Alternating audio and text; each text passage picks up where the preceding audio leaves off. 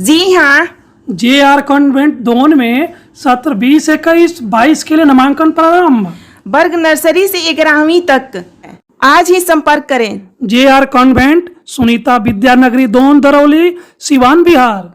Mobile number 7547045118 9576466461। नमस्कार, मैं हूं राजेश पांडे। आप देख रहे हैं श्री नारद मीडिया। नारद मीडिया की टीम इस समय सिवान नगर में प्रोफेसर डॉक्टर रामचंद्र सिंह जी के आवास पे है। आज खुशी का मौका है इसलिए कि सर ने एक रामायण पर पुस्तक लिखी है, श्री रामचंद्रायण। पुस्तक की मूल विशेषता ये है कि ये हिंदी में लिखा गया है, लेकिन इसके बारे में और हम विस्तार से सर से बात करेंगे। सर के ठीक बाईं ओर इस पुस्तक के प्रकाशक सत्य प्रकाशन के प्रकाशक सर भी हमारे साथ हैं, उनसे भी हम कुछ बात करेंगे। लेकिन सर से पहले, सर, ये जो पुस्तक लिखी गई है ये आपका अथक प्रयास है, आपने इसे लिखा है, मैंने अभी इसे देखा है। सर, इसमें आम लोगों के लिए क्या है, जो आम एक पाठक है उसके लिए क्या है? आम पाठक के लिए दो तीन बातें हैं। पहली बात कि हिंदी में है और खड़ी हिंदी में और एकदम सुगम शब्दों में प्रवाहमय ढंग से कविता रूप में राम कथा लिखी गई है और इसको आधुनिक परिप्रेक्ष्य में कि राम तो परम ब्रह्म थे ही, लेकिन परम ब्रह्म की चर्चा कहीं कहीं है। ज़्यादा रूप में नर लीला किए हैं तो नर रूप में ही कि आदमी अपने गुणों को विकसित करे, तो गुणों को विकसित करे तो वह नर से नारायण हो जाएगा। तो राम ने यही दिखलाया है कि नर के रूप में यह दिखलाते हैं, देखिए नारायण हो जाएंगे। आप भी अगर चाहें तो इसी गुण को अपना करके आप भी नारायण हो सकते हैं, देवत्व को प्राप्त कर सकते हैं। तो राम का चरित्र अपनाएं और पढ़ें और देखें राम का चरित्र क्या है। हमने कहा भी है कि जैसे एक साधु लोग जानते हैं साधुता, राम का भक्त कोई है, रामानुयायी है कोई, तो एक शब्द हम कहते हैं, लिखे भी हैं उपसंहार अंत में जो है सो राम कथा महात्म्य में लिखे हैं कि कभी नहीं करें अन्याय और नहीं सहें अन्याय, अन्याय तो नहीं ही करें, अन्याय सहें भी नहीं, यह रामत्व है। तो ऐसे बहुत सारी बातें हैं, इसको अपनाया जाए। राम के गुणों को नर के रूप में राम ने जो किया है, जिसे हम भी कर सकते हैं। सर, ये पुस्तक रामचरितमानस और वाल्मीकि रामायण से कितना भिन्न है? वाल्मीकि रामायण से तो भिन्न कोई राम कथा हो ही न सकती, क्योंकि वही मूल स्रोत है, वही इतिहास है। तो उस इतिहास के बंधन में, परिधि में रह करके ही यह लिखा गया है। और राम वाल्मीकि जी के एक भी बातों को छोड़ा नहीं गया है, संक्षिप्त कहीं जरूरत पड़े तो संक्षिप्त किया गया है, उसको विस्मृत होने नहीं दिया गया है। इसलिए वाल्मीकि तो परे होगा नहीं। अब रामचरितमानस की बात करते हैं तो उसमें तुलसीदास जी बहुत बड़े संत थे और राम भक्त थे ही, उससे बड़े वे राष्ट्र भक्त थे। उन्होंने ही यह स्थापित किया कि राम ही राष्ट्र है और राष्ट्र ही राम है। तो तुलसीदास जी ने यह स्थापित किया, वह कार्य सबसे संभव नहीं है। लेकिन आधुनिक परिप्रेक्ष्य में हमने भाषा को थोड़ा सरल किया है, कहीं भी इसको विषय को छोड़ा है नहीं, और आधुनिक भाषा में, आधुनिक विधा में भी लिखे हैं, जिसके लिए भाष्य की जरूरत नहीं पड़ेगी। किताब कोई प्रसंग उठाई और पढ़ते हुए या समझते हुए चले जाइए, कहीं रुकना नहीं पड़ेगा। यह प्रयास किया गया है। सर, इस ऐसे पुस्तक को लिखने के बारे में सर्वप्रथम आपके मन मस्तिष्क में कब ये विचार आया और ये कितने दिनों का परिणाम है? सर, विचार तो बहुत पहले का है। अब लिखे हैं हमारे, हम कहे थे जबानी, जैसे आप पूछ रहे हैं, तो हमारे प्रकाशक महोदय भी पूछे थे कि कैसे विचार आया, यह प्रश्न कर चुके हैं। तो हमारे गांव में यह भी, आप लोग गए भी थे, मैंने नारद मीडिया की टीम गई थी, तो हमारे गांव में सदियों से रामलीला होते आ रही है और उसमें सौभाग्य से हमको भी राम की भूमिका निभाने के लिए कम से कम 20 बरस मौका मिला है। तो उस समय जो हम पढ़ते थे वाल्मीकि तो भाष्य पढ़ना पड़ता था और उसका विषय था इतिहास, उससे हटा भी नहीं जा सकता है। फिर रामचरितमानस पढ़ने पर संक्षिप्त दिखलाई पड़ता था। यह भाव उसी समय जागृत हुआ कि संस्कृत भाषा को, देव भाषा को अपनी भाषा में करके और संक्षिप्त जो किया गया है उसका संक्षेपण हटा करके चर्चा सबकी हो अधिक या ज़्यादा, तो वहीं से भाव आया कि लिखना चाहिए। मैं था विज्ञान का विद्यार्थी, पढ़ा विज्ञान, पढ़ाया भी विज्ञान, लेकिन जब सेवानिवृत्त हुए तब हम कविता बनाना सीखने लगे। कुछ लोग हमारे मित्र बंधु चिढ़ाते भी थे कि अब जो है सो वैज्ञानिक कवि बनने लगा है, लेकिन हम अपने धुन में लगे रहे और टूटी फूटी कविता बनाते बनाते और तब हमने यह रचना शुरू कर दी। पहली पंक्ति ही शुरू की, अभी सुनाए थे हम, लेकिन अब इसकी कथा अगर विस्तृत की जाए तो हम पहले शुरू किए थे यही कि पुत्रों की शादी का विचार सजा था, दशरथ दरबार धमक गया था, द्वारपाल राजा ने पूछा हाल चाल। यहीं से शुरू किए।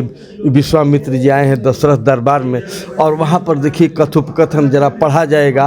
अब तो सब कह नहीं पाएंगे, पढ़ने ही पर मिलेगा। कथोपकथन जो है सो घात प्रतिघात जो है हमने, चूँकि हम रामलीला खेले हैं, मंचन किए हैं, इसलिए घात प्रतिघात का अनुभव तो था, इसलिए लिखने में भी उस अनुभव को पिरोया गया है। और किसी भी प्रसंग को पढ़ने में घात प्रतिघात दे आपको कहीं भी ऊब नहीं दिखलाई पड़ेगी।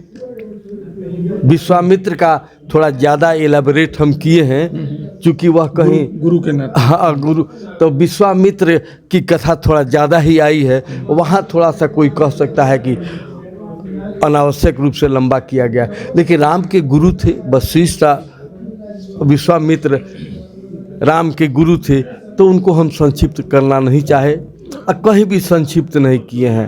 और कथा जो है तो राम कथा क्यों आवश्यक हुई, यहाँ से शुरू किए हैं कि क्यों, जैसे आप पूछे कि आपके मन में यह भाव कैसे आया, उसी तरह से यह वाल्मीकि जी के मन में कैसे भाव आया, वहाँ से शुरू किए हैं। राम के स्वर्गारोहण तक कथा है, कहीं कुछ छोड़ा नहीं गया है। इसको पढ़ा जाए, देखा जाए, रामत्व को ग्रहण किया जाए, कली के प्रभाव से आप बच सकते हैं। यही संदेश हम आम जन को देना चाहेंगे। सर, एक आम जो पाठक है उसको इस पुस्तक के माध्यम से आप क्या संदेश देंगे सर? क्या कि आप पुस्तक पढ़ें? वही तो संदेश कह रहे हैं कि पुस्तक पढ़े हैं, राम को नर रूप में जानिए और उसका अनुसरण करना चाहिए और अनुसरण कीजिए, तो आप दुष्प्रभावों से, कुविचारों से बच सकते हैं और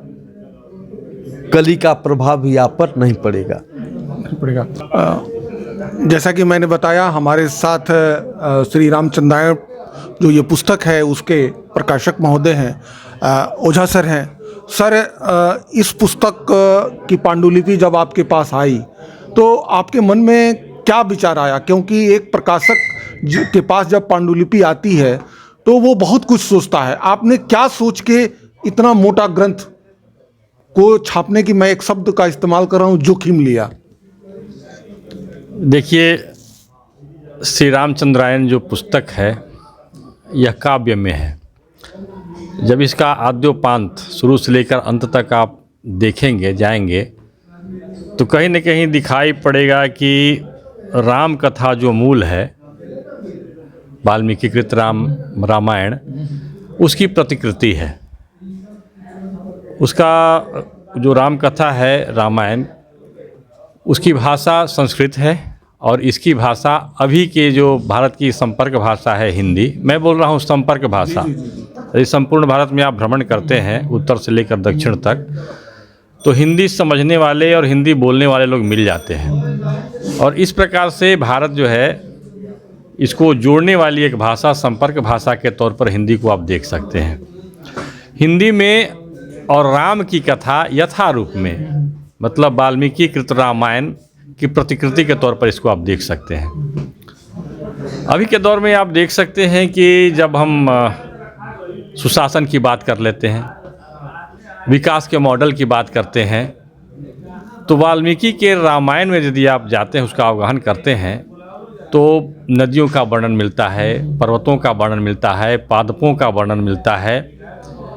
और युवा राम, शिष्य राम, विश्वामित्र के शिष्य राम अपने शिष्य राम को विश्वामित्र बताते हैं कि इन सारे पादपों, नदियों, सरोवरों का महत्व है मानव के विकास में। तो इस प्रकार से आप जिसको आप अभी के समय में सस्टेनेबल डेवलपमेंट की बात करते हैं, तो Ram model of sustainable development की बात इस ग्रंथ में है। बहुत सारी बातें होती हैं क्लिष्ट भाषा में, वैज्ञानिकों की भाषा में लिख दी जाती है, जिससे लोक नहीं पकड़ पाता है। इसमें आप देखेंगे कि लोक परंपरा, लोकगीत, लोक अभिव्यक्ति की जो परंपरा है, उसकी झलक इस ग्रंथ में मिलता है। तो ये मेरा निर्णय नहीं था, मेरे जितने जो संपादक मंडल है उसमें हिंदी के बड़े विद्वान भी हैं, पत्रकारिता के क्षेत्र में बड़े नाम हैं, राकेश प्रवीर जी जैसे लोग, इन लोगों ने देखा इसको आद्योपांत और कहा कि ये सही मायने में यदि इसको इस रूप में प्रस्तुत किया जाए तो ये जो बीज रूप में दिखाई पड़ रहा है, ये जो विचार सिद्धांत, ये बट वृक्ष के तौर पर आ सकता है। क्योंकि रामायण की कथा तो मूल रूप में लिख दी गई, इसके बाद में भारत के पुरुषार्थ को जागृत करने के लिए रामचरितमानस के तौर पर गोस्वामी तुलसीदास ने इसकी रचना की, पुनर्रचना की। तो ये उस समय की आवश्यकता थी और अभी की आवश्यकता है कि राम के चरित्र संपूर्ण रूप में लोक तक पहुँचे। अभी की जो प्रयोग की भाषा है, व्यवहार की भाषा है, उसमें पहुँचे। और इस दृष्टि से यह अद्वितीय ग्रंथ है और परमात्मा की कृपा से ये जो आप इस ग्रंथ की रचना करके प्रोफेसर रामचंद्र सिंह जी ऋषि की परंपरा में आ जाते हैं। संत कवि जो कहते हैं, जो वेदों में कही गई है, अंति संतम न जहात्य अंति संतम न पश्यति देवस्य पश्य काव्यम न ममार न जीर्यति, मतलब ऐसा काव्य, ऐसा तत्व को लिए हुए काव्य जो किसी भी कालखंड में मरता नहीं है, युगानुकूल होता है, वो मृत्युंजय होता है और लोगों को फिर से उठ खड़ा होने का संदेश देता है। उस प्रकार की रचना ये है। इस पुस्तक को लेके क्या आशाएं हैं? ये पुस्तक सभी लोगों तक पहुंचेगी? एक आम पाठक को, जो आदमी अपनी संस्कृति जो है, सभ्यता है, अगर उसको जानना चाहता है तो उसके लिए पुस्तक की उपयोगी होगी? प्रकाशक के रूप में बताएं। देखिए, प्रकाशक के तौर पर आप देखेंगे तो ये व्यवसाय के दृष्टिकोण से देखेंगे तो व्यवसाय, अब आप इसको इस रूप में देखें, भाषा क्या है? भाषा ऊर्जा है, और उस ऊर्जा को परिवर्तन में, उसको काम में लाने के लिए उपकरण के रूप में साहित्य होता है। तो ये साहित्य है। तो अब ये साहित्य जो है उपकरण है, इस उपकरण को यदि कहीं तक आप पहुंचा देते हैं और लोग उससे जुड़ते हैं, तब परिवर्तन होता है। और जहाँ तक ये विचार है, तो विचार कभी मरता नहीं है। उस समय पा करके एक व्यक्ति से दूसरे व्यक्ति को संक्रमित करते हुए, जोड़ते हुए, जैसे एक दीप दूसरे दीप को जलाते चला जाता है और पूरे प्रकाशमान वातावरण हो जाता है। तो उस प्रकार के प्रयास चल रहे हैं। ये श्रम साध्य भी है और समय लगने वाला काम है। हमारी आशा तो है कि ये रामचंद्रायण संपूर्ण भारत में जाए और अकादमिक जगत में जाए, लोक में जाए, और जा कर के ये जो हमारे लिए उपयोगी हो। क्योंकि इसका अवगाहन जो करेगा, इसको जो लेगा, तो उसमें कहीं न कहीं शुभ विचार, शुभ गुणों का उदय होगा, परिवार सुंदर होंगे, सब कुछ ठीक ठाक हो सकता है। सर, इस किताब की उपलब्धता बताएं। जैसे छोटे से शहर सिवान या किसी भी ज़िले में अगर इसको प्राप्त करना हो, विशेषकर सिवान में अगर इसे प्राप्त करना हो, तो कैसे प्राप्त किया जाएगा? जैसे देखिए, अभी सिवान के सबसे बड़ी बात है कि ये सिवान जैसे शहर का सौभाग्य है कि यहाँ के एक व्यक्ति ने, एक इसकी रचना की। तो यहाँ पर कुछ जो है जैसे नंदलाल खेडड़िया जी हैं, उनके यहाँ हमने उपलब्ध करा दिया है। गीता प्रेस जो प्रेस वगैरह है उसमें उपलब्ध करा दिया है। और हम प्रयास करेंगे कि यहाँ के जितने पुस्तक विक्रेता हैं या कुछ ऐसे केंद्र हैं जहाँ जो इस तरह के पुस्तकों को बेचते हैं या उसको लोगों को उपलब्ध कराते हैं, तो इन सारे लोगों को सिवान में उपलब्ध कराया जाएगा, इसकी व्यवस्था की जा रही है। गुरुदेव प्रोफेसर डॉक्टर रामचंद्र सिंह जी ने भी इस पुस्तक के बारे में बताया और प्रकाशक महोदय ने भी, ओझा सर ने भी बताया। सबसे बड़ी बात है कि गुरु यही होते हैं, गुरु चिर पुरातन होते हैं, नित्य नूतन होते हैं। सर जब तक रहे हमारे जैसे हजारों छात्रों को इन्होंने अपनी ज्ञान की उपलब्धता से प्रकाशित किया और सेवानिवृत्त हो जाने के बाद भी एक उस बट वृक्ष की तरह आज भी हमें छाया प्रदान कर रहे हैं, शीतल छाया प्रदान कर रहे हैं और ऐसे कालजयी पुस्तकों की रचना कर रहे हैं। लगभग सर के 20 वर्ष सोच और 10 वर्ष की कठोर तपस्या का ये प्रतिफल है और ऐसे गुरुदेव को बारंबार प्रणाम है। मैं प्रणाम ही कर सकता हूँ क्योंकि यही मेरे लिए है और ये गुरुदेव का आशीर्वाद बना रहेगा। इस तरह की पुस्तकें आएंगी। सर आप स्वस्थ रहें, दीर्घायु हों और इसी तरह की पुस्तकों की आप रचना करते रहें और हमारे जैसे हजारों छात्रों और पाठकों को लाभान्वित करते रहें, ऐसी हम सभी की मनोकामना है। आप आशीर्वाद दें। गुरु कहते हैं तो गुरु तो सर्वे भवन्ति सुखना सर्वे सन्तु निरामया सर्वे पश्यन्तु भद्राणि मा कश्चित् दुख भाग भवे। सबको आशीर्वाद है। आप तो विद्यार्थी हैं तो आपको विशेष आशीर्वाद है।